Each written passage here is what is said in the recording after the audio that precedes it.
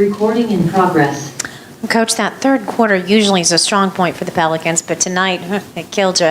What was it out of the locker room, perhaps the zone they were running, that really did you in that period? I just thought our sense of urgency and attention to detail, knowing that, look, they're starting to make some shots. We got to be a bit more aggressive, running them off the three-point line. But you got to tip your hat off to them. It seemed like every shot they took, they made it. So we have to be better defensively, especially coming out in the third quarter like that, not giving up that many points. That's just too much to overcome. Speaking of making every shot, it was a very good night for Trey Murphy. What sparked him? Do you see his time in the G League perhaps paying off, or was it just a matter of opportunity? I think it's a combination. He's been working extremely hard.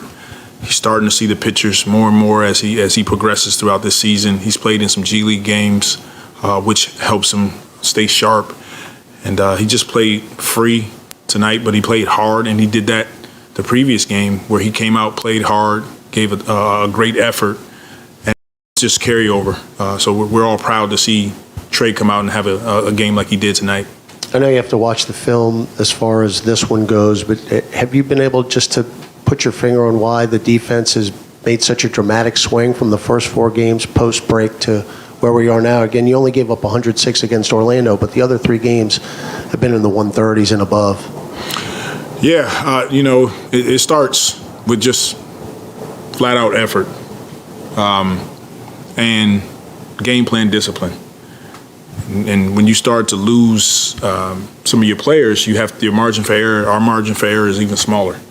And so those are things that we got to clean up, get back on the floor, continue to work at, and we'll continue to improve. But tonight, just unacceptable defensive performance on our part.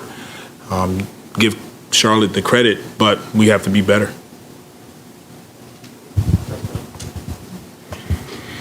Yeah, and I mean, they kind of really created a lot of that separation in the third quarter. Just what did you see during that stretch that specifically went wrong? They just had us in rotations, come off pick and rolls, hitting the pocket pass, and then from there they made plays. And once we allowed the big to roll and catch, now you got to rotate, and they made shots. Yeah, and you guys come out of the break, we already mentioned win 4 straight, and now you lose 4 straight, without BI, without CJ. I guess, what are you kind of telling these guys to prevent, them from allowing this to snowball on you? I'm telling them that this is an opportunity for all of us. That's what the NBA is about, is somebody goes down, it's an opportunity for our guys to collectively come together and continue to work and try to go out and attack teams. Offensively, we got whatever we wanted also. 31 assists, 17 turnovers. We got to get stops. And where have you kind of seen Trey's game grow start of the season to now? I think just the speed and the strength of the game, the physicality of the game, he's picking up more and more. And then he's getting himself in position to shoot the ball quicker, faster, understanding that he has to have his feet set, be locked and loaded, and guys are looking for him. On top of that, he's just playing hard. Every time he touches the floor, that's the deal for Trey. Just continue to play hard, play with effort, and if he can continue to give us that type of performance, that would be great for us going down the stretch. I was going to say, what did you like? I mean, it's still 120 points for your offense tonight. What did you like about what you guys were able to do on that side? I thought we did a great job of sharing the basketball, number one, offensively. It's a major key for us. The guys were connected. We were driving. We were kicking. They were finding each other. And, we understood really quickly, even with their zone, if we just run our plays, we'll still get open looks. So I'm pleased with some of the things that we did offensively. Defensively, just unacceptable to give up 142 points and expect that we can win that game. That's going to be tough. Thank you. Recording.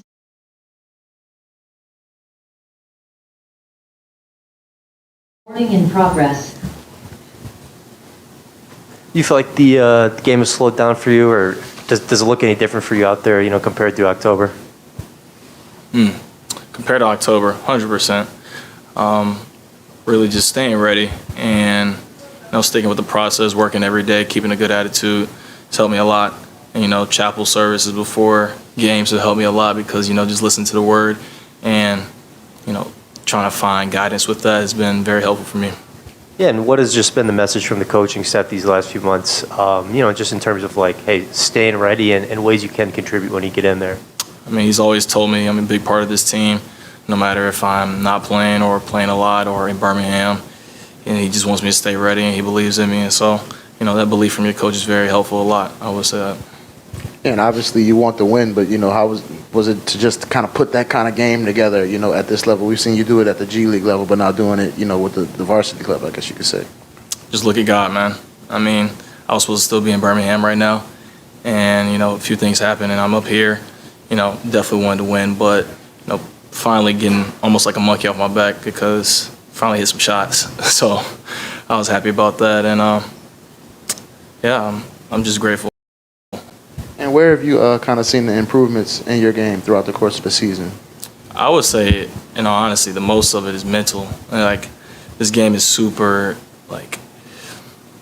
it's draining mentally. And if you let it get to you, it will get to you. And, my PD coach, Brewer, he's been super helpful. Corey Brewer, he's been very helpful for me and just been like somebody I can listen to and get advice from because he's been there and done that. And super appreciative of that and just super grateful and, just trying to keep going, keep building. And just a little more to that, how have you learned to just mentally manage the grind of NBA season and all that? Really just finding little victories and also just, asking myself, did you get better today? And not to worry about anything else except for getting better each and every day. And if you do that, those little daily deposits are going to add up. You put a penny into a piggy bank for 700 days, you're going to have a good amount of money.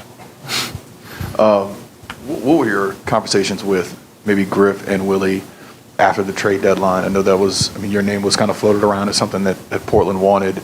Obviously, they hold on to you. What were your conversations then, and did that give you any sort of boost knowing how much they wanted to keep you here? I don't know how much I can divulge, but I'll just say that Griff showed that he really wants me to be here, and he definitely told me that, and I'll just leave it at that. Appreciate y'all. Yep. Oh, you made it 5 tonight. Yeah, hey, you seen me shoot that? I was like, window and getting ready for Sunday in the Rockets. Yeah, and you guys, had such a good groove going coming out of All-Star break, and then to lose both of those guys, just how tough was that considering where y'all were? I mean, it's life, to be honest, and it's the NBA. It's hard to win. So, like I said, just getting back to the drawing board and locking in on Sunday in the Rockets and getting a W for that game. Yeah, and we know you and Trey, been putting in work all season. What was it like just to see him have that game tonight? It's a beautiful feeling. He wasn't even supposed to be here. He's supposed to be with the G League team. So, God works in mysterious ways, and it shows you work hard and just wait your turn, man. Your time will come. So I'm happy for Murph, and like I said, on Sunday, hopefully can duplicate it. You guys one of the bigger questions without having CJ and BI was where the offense was going to come from. You just kind of mentioned it. You guys were able to get mostly what you wanted. What was working offensively for you guys tonight? I feel like just sharing the ball, feeding JV and Billy and letting them make the decisions for us. And, you know what I'm saying, 0.5 basketball, if we get it, we drive, pass it. I think, we did good in that aspect. Like I said, you just got to take advantage on the defensive floor, on the defensive end. Naji, in the first 4 games out of the All-Star break, you guys allowed, I think, around 95 points per game to the opposition. But since then, I think it's averaged around 130. How disconcerting is that to you guys? I don't think at all. Like I said, it's the NBA. Teams, all teams are good. They got all types of the world's best players. So I think, like I just said, getting back in the gym, locking in, and getting ready for Sunday, and hopefully, we can get back to that. Do you think that, besides an effort thing, is there anything else that you guys can possibly do? Because you mentioned earlier today that maybe just playing with more effort, but what else do you think could possibly be done to slow down your opponents? I think that's really the most effort. It was a long season. We about, what game was it, 65? I think everybody, 67. I think everybody just tired, just about locking in and, sticking to the game plan and, just giving multiple effort on defense. How would you say generally that, just in your experience, that a sudden and significant change to lineups and rotations affects a team's ability to be in sync on defense? I don't think it does at all. I think, like I said earlier, it's about the next man up, and those guys practice with us, they shoot around. They see the game plan before, so I think it's the same thing when they get in the game, just to follow the game plan and do what they're told on defensive end. Thank you. Yeah, have a good one. Record-